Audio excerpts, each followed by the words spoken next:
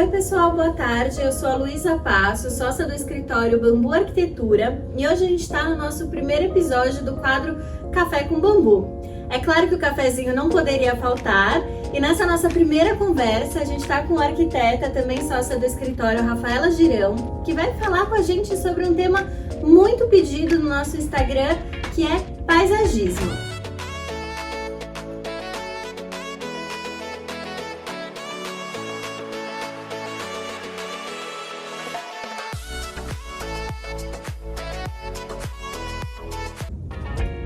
Então, pessoal, para esse primeiro tema de paisagismo, que é um assunto que tem muito a ver com arquitetura, com interiores, a gente trouxe a Rafa.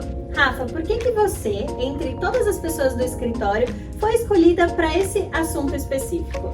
Oi, gente, tudo bem? Para quem não me conhece, eu sou a Rafaela, arquiteta aqui do escritório, como a Luísa comentou.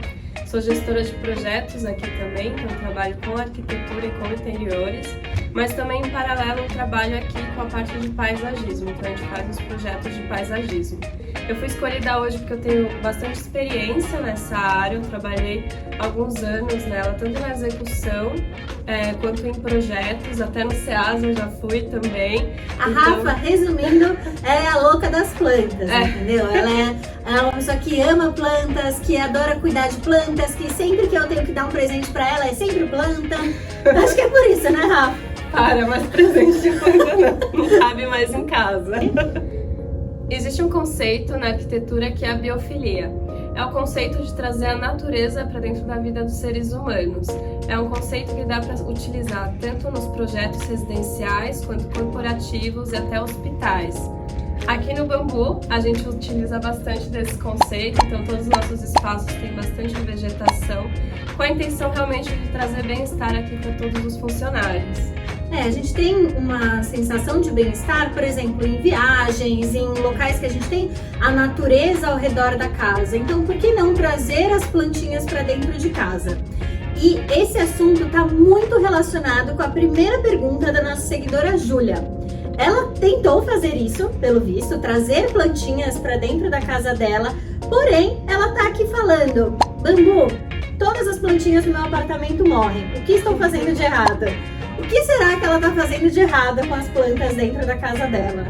Bom, pode ter vários motivos, né? A gente fala que é ou por muita água, ou pouca água, muito sol, ou pouco sol. Mas como que ela pode começar? Primeiro ela precisa entender onde que ela colocou essa vegetação, então a gente sempre faz um estudo do local para entender se bate muito sol, se não bate muito sol, se tem uma ventilação boa também. E com esse estudo ela precisa definir então que espécies que ela tem que ter lá. Existem espécies de meia sombra ou espécies de sol pleno. Então normalmente para apartamento são espécies de sombra ou meia sombra, que é o que ela precisa ter lá. Entendi. Então ela não pode pôr qualquer planta dentro de casa. Não. Ela tem que entender o que ela tá colocando lá e aonde dentro do apartamento dela que ela vai colocar aquela vegetação. Isso faz parte do estudo do paisagismo, então, que a gente faz até em ambientes internos. Então, tem espécies como marantas, pleomeles, árvore da felicidade, filodendros, tem várias espécies que a gente consegue usar lá, só precisa realmente entender esse espaço e entender a espécie. Muito legal. Vamos para a próxima pergunta? Vamos. E a nossa segunda pergunta é do nosso seguidor João Vitor. Como ter um paisagismo bonito na fachada da minha casa? Aí ele mandou depois, sem muita manutenção. Como que faz isso, Rafa? Bom, primeiro precisa entender o que pode vir, o que a gente precisa ter de manutenção dentro da nossa casa com o paisagismo.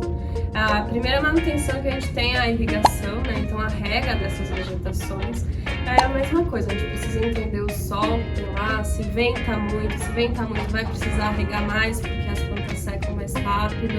A irrigação é o primeiro item de manutenção. E uma pergunta, essa irrigação ela pode ser manual ou automatizada? Para facilitar, muita gente coloca irrigação automatizada, hoje a gente até tem alguns equipamentos que eles estudam então o ambiente, se vai chover um dia, por exemplo, então ele não vai ligar a irrigação, então são coisas automatizadas inteligentes, dá para ter em casa e é bem prático também. Outra manutenção também que a gente tem é a poda das vegetações, então tem vegetações que a gente não precisa podar tanto, como por exemplo uma palmeira, e tem outras que a gente precisa podar mais. Se a gente quiser uma cerca viva que fique moldada o ano inteiro, a gente vai precisar sempre estar podando ela, as folhinhas, para que fique um desenho bonito. Legal, muito bom. Próxima pergunta, nosso seguidor Otávio. Acho que tem um pouco a ver com esse assunto que a gente está falando. Que vegetação posso colocar perto da minha piscina? Também é a mesma coisa, a gente precisa entender o ambiente, mas que a gente costuma usar bastante em piscina são vegetações com folhas largas, então que elas são mais resistentes e elas são perenes, então elas não vão cair durante o ano. Por exemplo, o ipê, ele vai cair todas as folhas dele durante o ano, vai ter flores, então isso acaba sujando toda a piscina. Então é ideal que a gente tenha uma vegetação perene, que não fique trocando de folhas durante o ano. Folhas largas também, porque se cair alguma folha na piscina, não vai tampar nenhum ralo, é fácil de limpar também. Perfeito. Próxima pergunta, da nossa seguidora Amanda. Ela queria fazer um jardim de inverno. Tá perguntando se vale a pena, se dá muito trabalho. O que é o jardim de inverno? Muita gente confunde o jardim de inverno, às vezes eles acham que o jardim de inverno é só ter um jardim dentro de casa, mas o conceito de jardim de inverno é que a gente tem um jardim realmente descoberto dentro de casa. A gente pode fechar ele com vidro em volta, por exemplo, para não cair chuva, não ter chuva entrando na sala. Mas o conceito de jardim de inverno, primeiro, é que ele seja descoberto, então chove ali. E é uma ideia muito legal, muito bacana para ter dentro de casa, porque a gente consegue ter mais esse verde na sala, por exemplo, até no quarto, a gente consegue trazer esse verde para lá. E como ele é descoberto, então ele tem uma ventilação mais fácil, uma iluminação também mais natural. Às vezes dá até para ter uma palmeira, e a gente tem mais liberdade na escolha das vegetações. Perfeito. Próxima pergunta. Também chama Amanda essa seguidora, mas não é a mesma Amanda.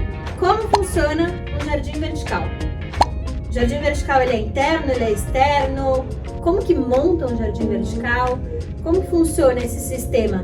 Para quem não sabe, o jardim vertical é aquele que vai fixado na parede, né? Isso, ele é como o nome fala, ele é vertical. Jardim vertical tem várias funções técnicas para ele.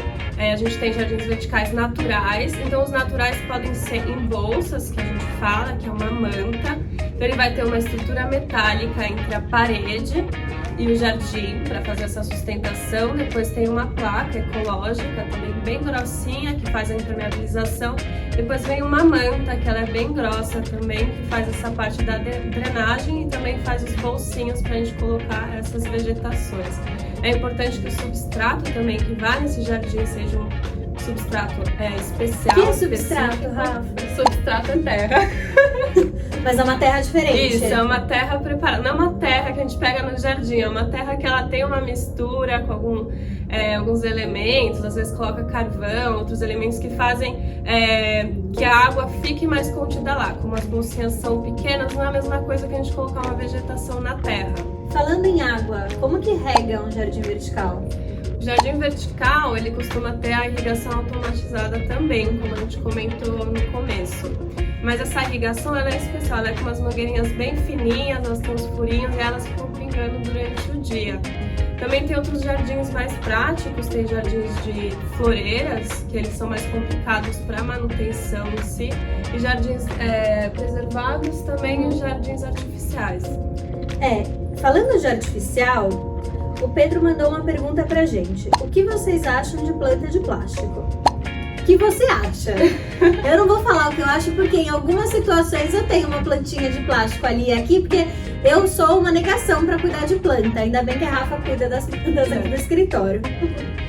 Então a gente tem que entender cada cliente. É claro que eu não tenho em casa porque eu consigo cuidar, eu tenho essa prática, mas muitos clientes não conseguem, tem um dia a dia muito corrido, não tem essa prática mesmo, é difícil. Então a vegetação artificial, ela é um bom companheiro pra gente em questão de projeto, pra gente conseguir trazer um verdinho pra dentro de casa, às vezes um banheiro que não tem janela, não tem iluminação, a gente conseguir trazer uma vegetação artificial, até um jardim vertical artificial fica bem legal. Só de ter a ideia de planta, né, dentro de casa, a gente já sente um bem-estar. Por exemplo, às vezes num quadro, numa vegetação, numa almofada. Eu acho que a natureza, perto do ser humano, ela traz uma tranquilidade, ela traz uma paz e um bem-estar.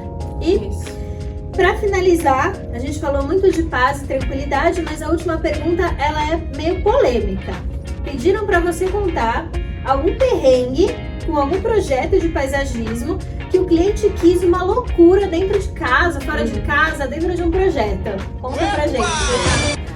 Acontece bastante, às vezes, dos clientes quererem uma vegetação que não dá. Isso é comum, a gente conversa, mostra outras opções de espécies.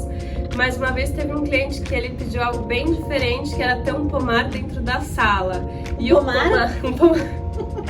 E o pomar... O que é pomar? Pomar costumam ser arbustos, né? Que a gente tem jabuticabeira, acerola, então são frutíferos. Normalmente essas vegetações cai muita folha, dá uma manutenção ali para limpar, então essa sala de estar daria muito trabalho e ela precisa de muito sol. Normalmente as vegetações para dar fruto, dar flor, precisa de muito sol mesmo, então não daria muito certo ter isso em um ambiente fechado. E dá uns bichinhos também, né? Também. Dentro de casa pode não ser a melhor situação. Então a gente trouxe para ele uma solução bem bacana, a gente juntou o paisagismo com a arquitetura e a ideia de ter fora de casa uma segunda sala de estar com um pergolado descoberto que ficou muito legal também nesse pomar, esse pomar aberto com esse mobiliário externo também preparado para ambiente externo. Por isso, então, a gente encerra aqui falando o quanto que a arquitetura estar alinhada com o paisagismo é muito importante. Afinal, o profissional arquiteto, ele também é paisagista, então a gente consegue trazer todas essas ideias e soluções para o projeto. Rafa, muito obrigada pela nossa conversa, foi muito bom, você se soltou. Ela estava um pouco envergonhada no começo, mas depois ela se soltou e foi muito bacana. Em breve a gente vai voltar com um novo convidado, com um novo episódio, um outro tema. Obrigada, pessoal. A gente se encontra. Tchau, tchau. Consegue usar lá, só precisa realmente entender esse espaço e entender a espécie. Muito legal. Vamos para a próxima pergunta? Vamos. Acho que pode cortar, só porque eu não sei a próxima. Oi, pessoal, boa tarde. Eu sou a Luísa Passo, eu sou a Sandra Viva. De testar. Ai, Rafa, quase. Você corta! Não vai dar pra cortar.